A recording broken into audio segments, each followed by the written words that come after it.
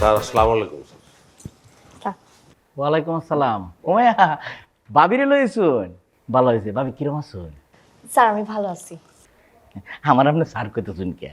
আইনি কি আমার স্যার হরুন? আমার স্যার হরুন আইনের জামাই। আইনি আমার বাই কইবেন।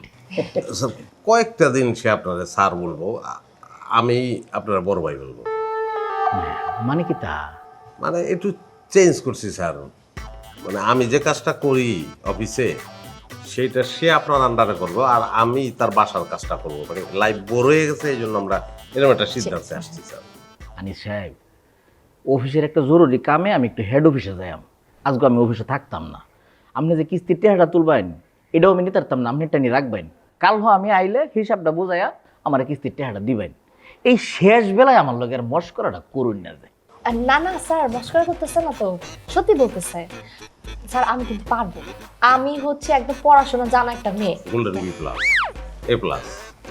পড়াশোনা জানা মেয়ে আমি, মানে কিস্তির টাকা উঠানো স্যার আমার ব্যাপারের জন্য কোনো ঘটনাই না। ভাবি সাহেব হয়েছে কি তা, আমরা এই অফিসের তো একটা রুলস আছে। এই অফিসও নিয়োগ দেওয়া হয়েছে কারে? আপনার জামাইরে। কিস্তি তোলার দায়িত্ব কার? আপনার জামাই।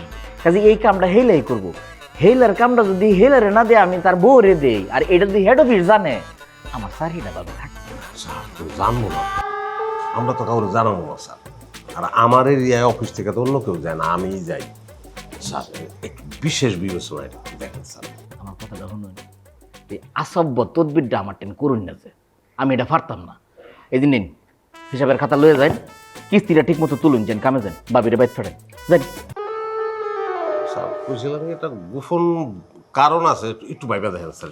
দূরমি আপনি তো কথাই বুঝতেছেন না, কইতেছে যাবে লাগে যাও হয়। আসো। বাবু সরি বাবু। না ঠিক আছে স্যার, আসসালাম। বুঝাই গেলাম দিছি কোন কারণ বাড়ি যাবে কিস্তি তুলতে।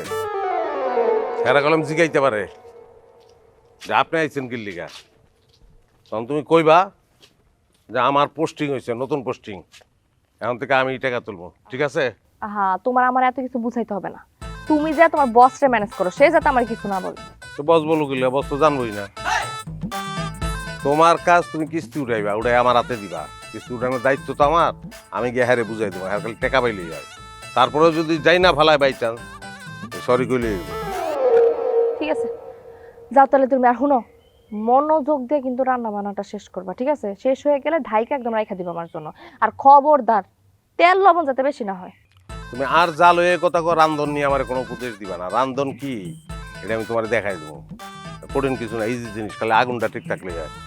কত কুতুব দেখলাম, রান্না শেষ করে খাই আসে বুঝবো কেমন হয়েছে না হয়েছে। দাদা জায়গা কিস্তির টাকা ঠিকঠাক মতন উঠাইতে না পারলে খাওন কইলাম বন্ধ।